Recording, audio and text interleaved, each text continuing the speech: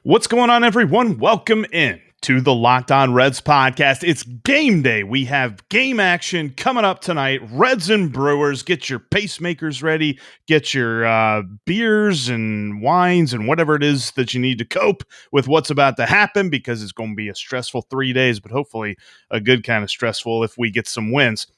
We're going to talk about that later on, though. We've got a Daytona Tortugas update with the voice of the Tortugas. Justin Rocke joins me today to talk about what's going on down by the beach down in Single A. And before we get into all of that, though, we got to roll that graphic.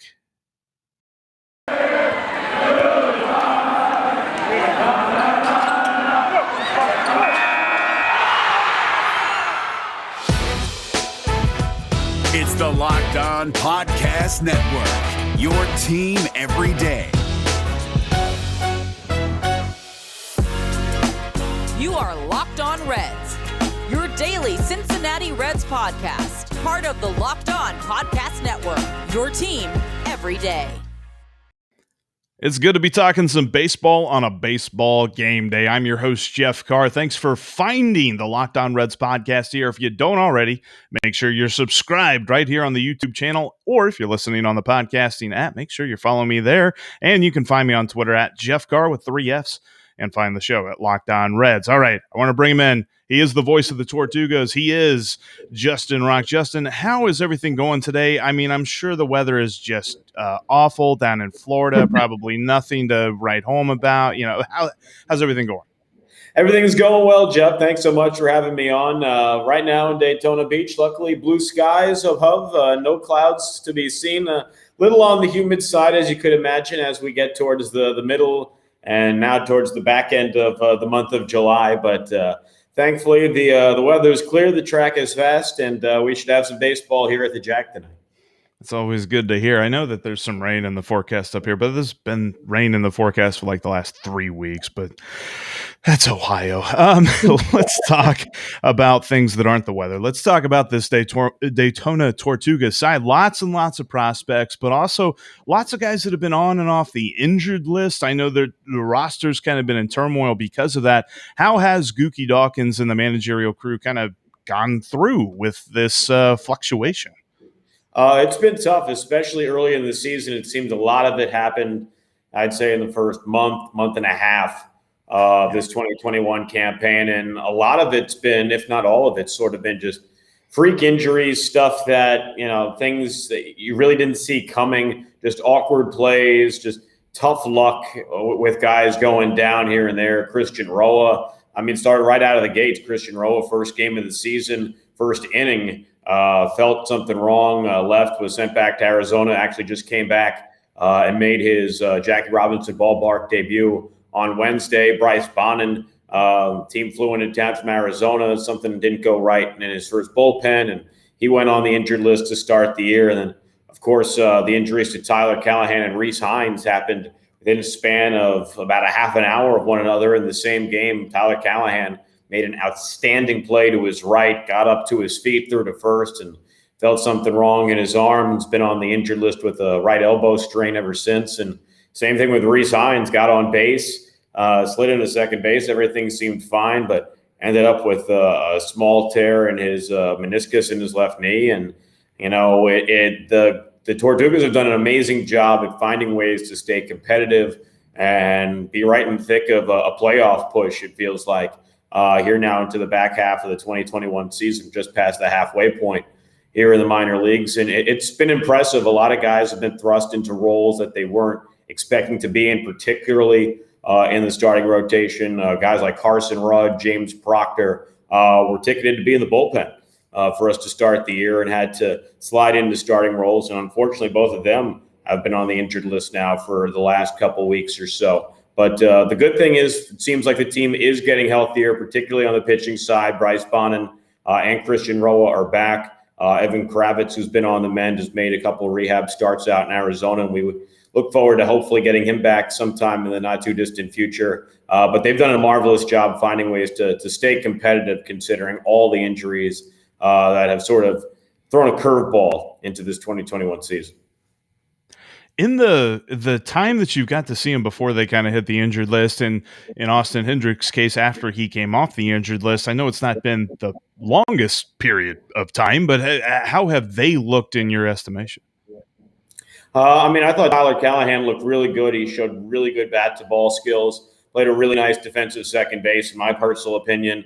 The big thing for Tyler that was really impressive was, especially in this day and age, and especially this year with the lack of a minor league season in 2020, it feels like the strikeouts have been up, and he was towards the top of the league and definitely still far and away on the team right now with the best strikeout percentage, just a little bit around like 12, 13% of his plate appearances were strikeouts, which was good, especially for low A Southeast. Rece Hinds, I think he was just banged up off and on before he had that tough injury that really ended his season. I started traveling on the road until Hinds was on the mend, but most of his best stuff happened on the road. Hit 3 home runs the first of the year over in Palm,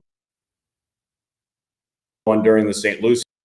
But he was really impressive offensively at third base, and you could just see the power that he has when he makes contact on the ball. It just sounds so much different coming off his barrel than as opposed to players. But he was mighty impressive, and they're just both really, really good kids first and foremost. And we're looking forward to seeing them get healthier and hopefully get back to doing what they do best sooner rather than later. I know at the beginning of the season, whenever Major League Baseball announced all the different changes and things like that to minor leagues and the way that different teams are going to be ran and how many affiliations there were and things like that, there was a weird flip-flop between Dayton and Daytona. What have you noticed from that here, as you mentioned, about halfway through the season in Daytona?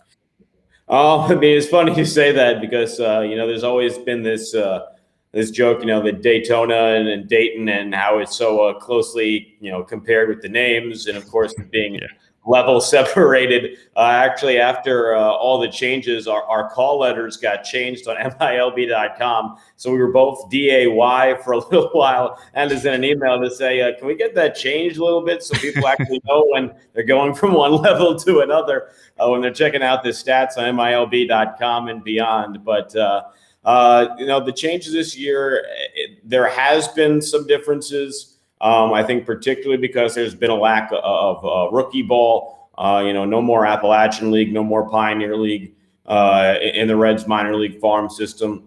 But I think the biggest change in terms of the quality of the play and maybe just the way the game is played here has been just the result of the lack of a 2020 season. A lot of these guys were developing at home. Trying to find different ways to stay in shape, and everyone's experience was different from the person sitting to the left of them and to the right of them.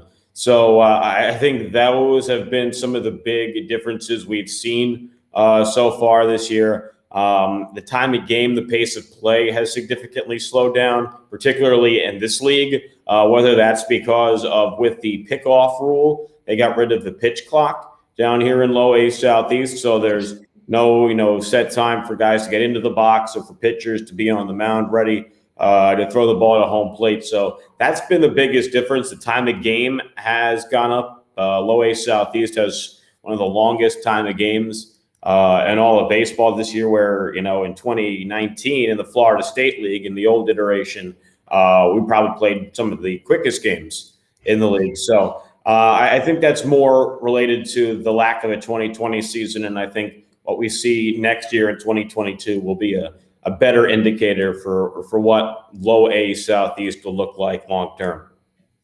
Well, I've got some questions regarding maybe not necessarily names that people know off of prospect lists and things like that. And there's a great promotion coming up this weekend at Jackie Robinson Field that I want to get into. Before we get into that, though, I wanted to let you know that you can get into a Built Bar. When you go to BuiltBar.com, you, Justin, too, and the people watching can go to BuiltBar.com and use the promo code LOCKED15. You'll save 15% off your next order. It's the best tasting protein bar on the market. I can't keep them in my house. That's why I don't have any right now, because I ate them all.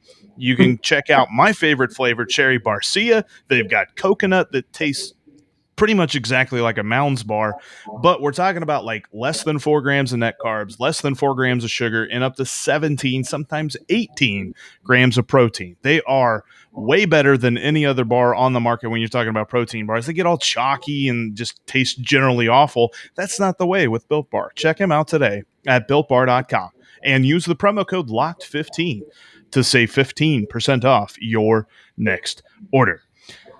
Alrighty. With the season going on and the moves that have been made to kind of keep the roster afloat with all these different entries, there's got to be some guys who have stepped up. I've noticed that Michael Triana's been doing pretty good. I think Triana, and then Yvonne Johnson and guys like that. Who has been somebody that you're not seeing on a prospect list right now for the Reds, but has really made some noise in Daytona? I mean, there's quite a few names, particularly in different spots. I'll start with the bullpen. The bullpen, I think the best way to describe it is Kyle Bodie's Island of Misfit Toys. Guys from very different and very unique backgrounds, but have found ways to dominate. There's Stevie Branch, 24-year-old kid out of Division III, Rochester Institute of Technology. And he's been hitting 98, 99 miles an hour with his fastball. I think he's topped out at 99.4 so far this season. And his strikeout rate and his strikeouts per innings pitched is just absolutely absurd. I mean, he's near the top 10 in the league in strikeouts, and he's pitching out of the bullpen and throwing, at most maybe 2-3 innings at a time. And he's, predominantly been sort of our 1B closer over the course of the last couple of weeks. But another big name is one of the best stories you'll ever hear in baseball with Vin Tipinelli, who's been our closer over the course of the last couple months, leads the league in saves, has the lowest batting average against in all of minor league baseball, one of the lowest batting average on balls in play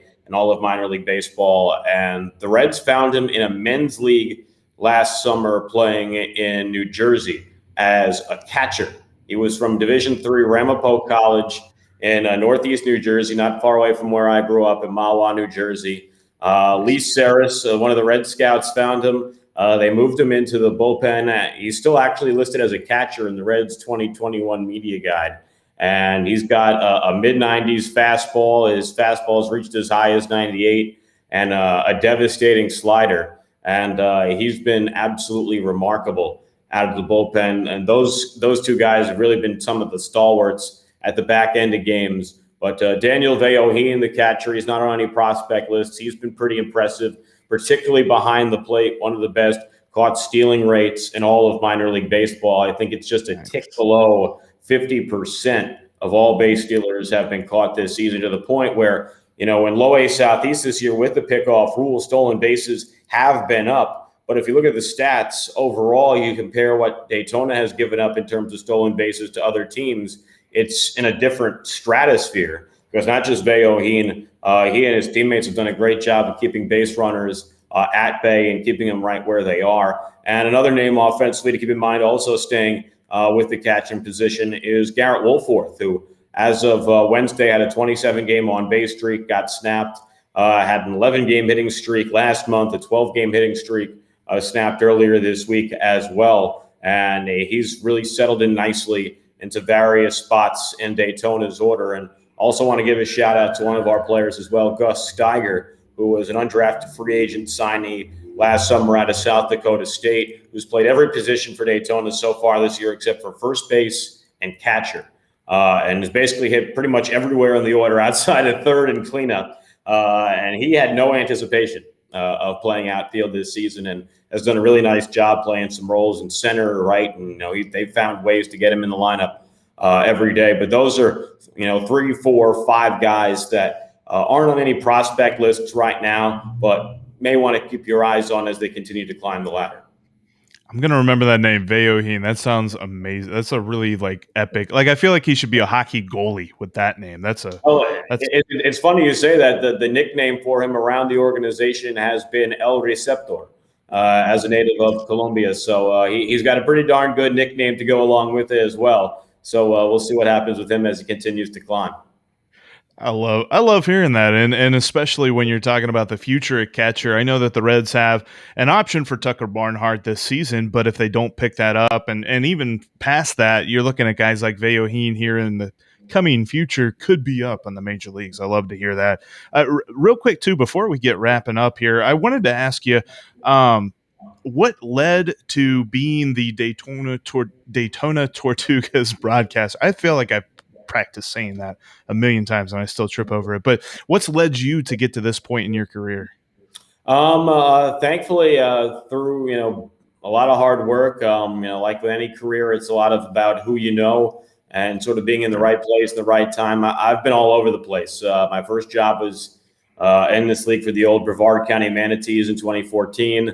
I worked for the Tennessee Smokies Cubs affiliate for a couple of years in 15 and 16, which was a lot of fun. Then spent a couple of years in the Appy League. I've been all around the NL Central affiliate-wise. The Pirates are the only team that haven't hired me yet. But I worked for Johnson City with the Cardinals in 2017, and really the job that got me to where I am right now was 2018, working when the Reds returned to the Appy League in Greenville, Tennessee. And that was actually my first experience working with our manager, Gookie Dawkins, our hitting coach, Darryl Brinkley. This is actually the third different time I've worked with one of our development coaches, Reggie Williams. Worked with him in 2018, actually my first year working in baseball in Brevard. He was one of our assistant coaches as well. Three amazing people, three of the best people you can ask to be around. And sort of through that connection with Greenville in 2018, that same year, Luke Morrow, who was the voice here in Daytona, got a job as the broadcaster up in South Carolina as the lead voice of the Citadel,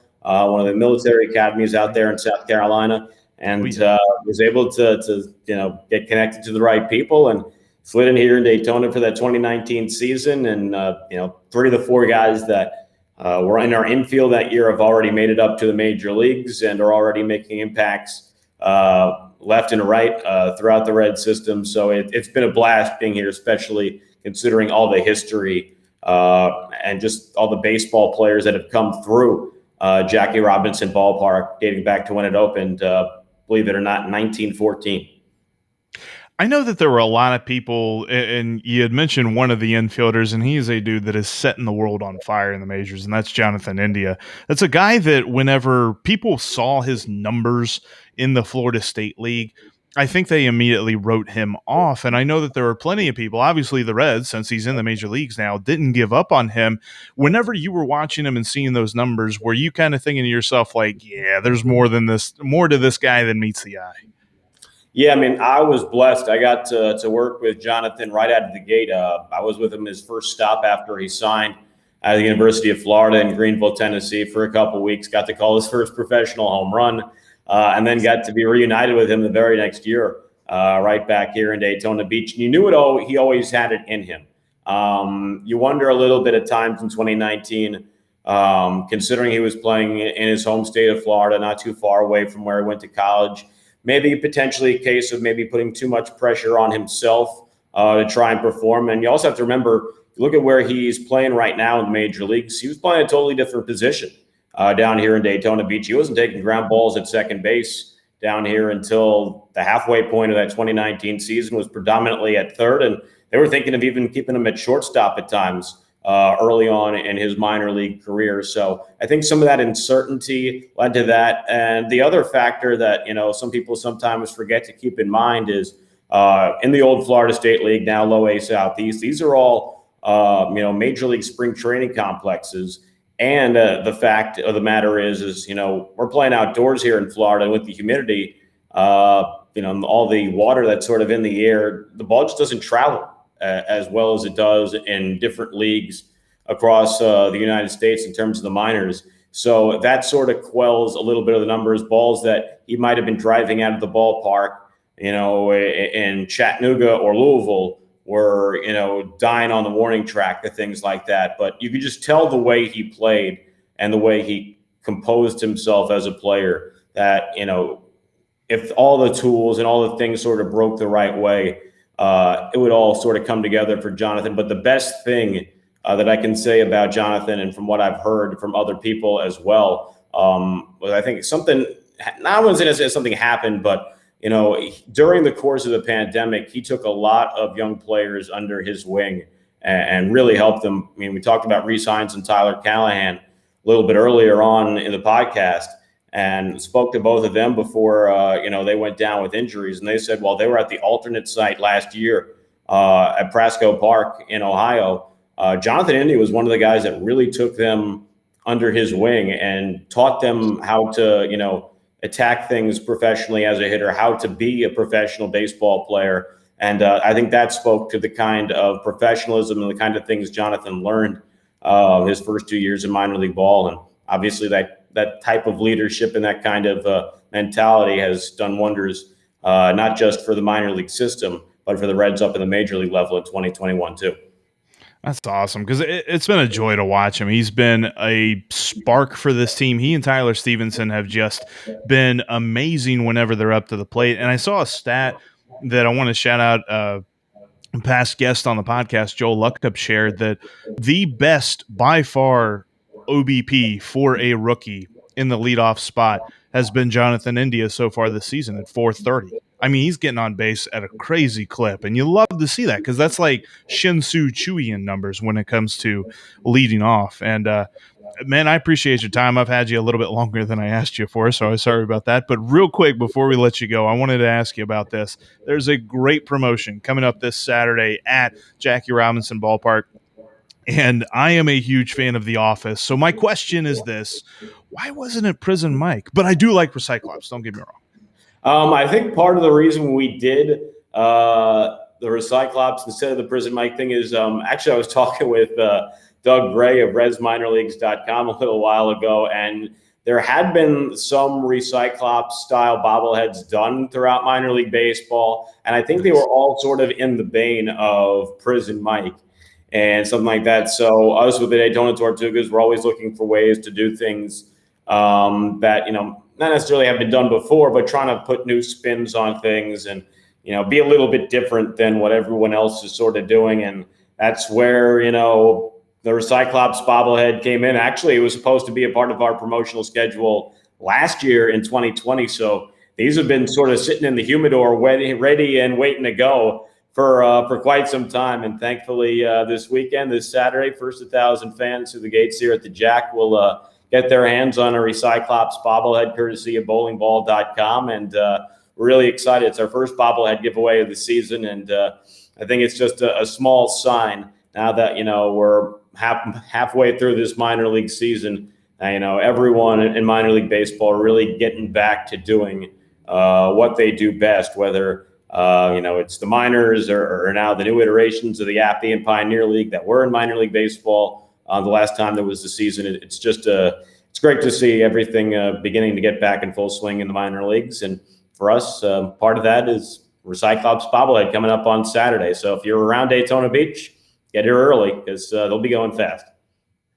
I wish I could be down there. That's awesome, Justin. Sir, I appreciate you coming on. This is the first time getting my chance to talk to you, and I hope I get to talk to you again soon. Absolutely. Anytime you need me, I'll be here, Jeff. Hey, thank you, Justin. All right, coming up, we are going to take a look at this Reds Brewers series that is starting tonight, and it's kind of just a continuation of those last 4 games. I really look at it as a 7-game series. We'll talk about that here in just a minute.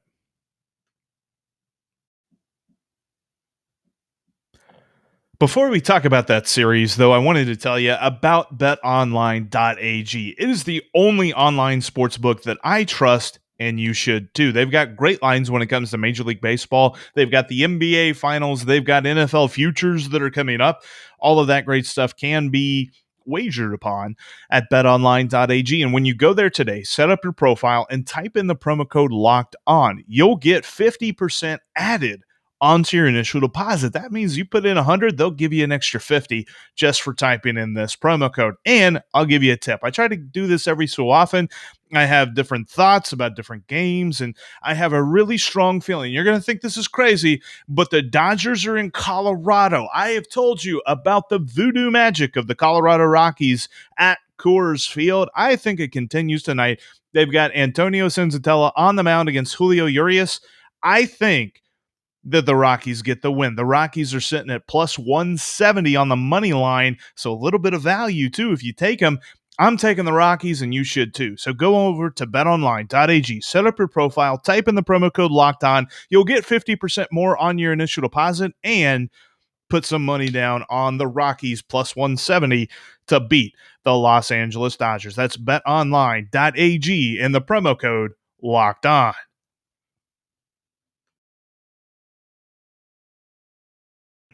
Excuse me there. All right, let's talk about this series. The Reds and Brewers are back at it. Those 4 games in Milwaukee were everything. They were a pressure cooker, pressure pack, just absolute sweating. You never felt like either team had control of the game literally until the last out.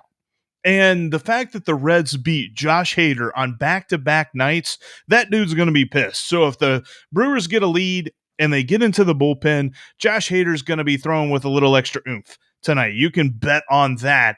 It's going to be interesting to see how this series plays out because the Brewers have only announced their probable starter for tonight. We've got Tyler Mahle going up against Adrian Houser tonight. You figure that the Reds will see some form of Brandon Woodruff and Corbin Burnes Saturday and Sunday. I bet it's Woodruff on Saturday, Burnes on Sunday, since Burnes pitched in the All-Star game. That way they give him like a normal amount of rest. But the Reds have yet to see Corbin Burnes, and they're only playing 6 more games against the Brewers. There's no chance that they go through an entire season without playing against one of their best pitchers, right? I would think so anyway. But the Reds are throwing the top of the tippy top of the rotation this weekend. You've got Tyler Mahle on Friday, Luis Castillo on Saturday, and Sonny Gray on Sunday. I can't wait. I'm going to be down at the ballpark tonight watching that Mahle versus Houser matchup. And a quick thought about Houser, because he's pitched against the Reds 3 times already this year. And when you look at those 3 times, he has given up his first outing against the Reds at Great American Ballpark back on May 10th. He gave up 6 earned runs, three of them off homers, 1 home run by Tyler Naquin, and 2 by Jesse Winker. That was one of Jesse Winker's 3 home run games during the first half of the season. And that was just a phenomenal performance by those 2 guys.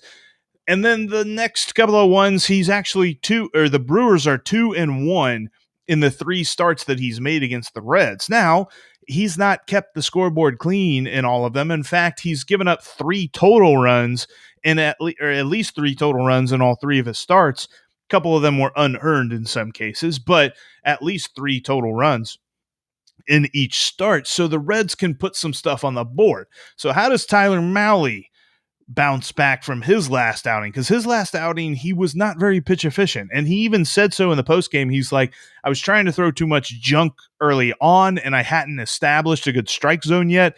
So guys weren't chasing. They weren't biting on the bad pitches. So you can expect he's going to be a little bit more conservative with his pitches and try to establish that strike zone to the hitters early on, and then work in his junk stuff later on, the splitter, the curveball, things like that.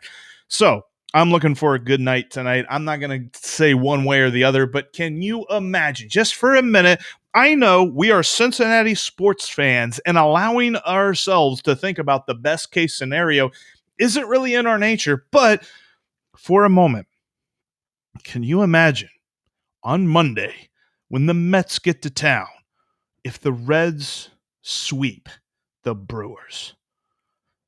I just got chills thinking about that.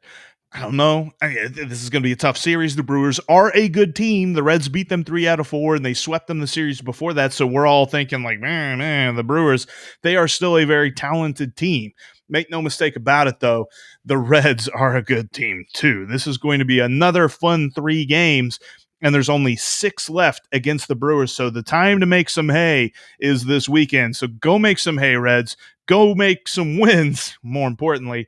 And let's see where we're at on Monday. We'll be talking all about that, recapping this series that I'm sure is going to be filled with drama, lots of things to get to.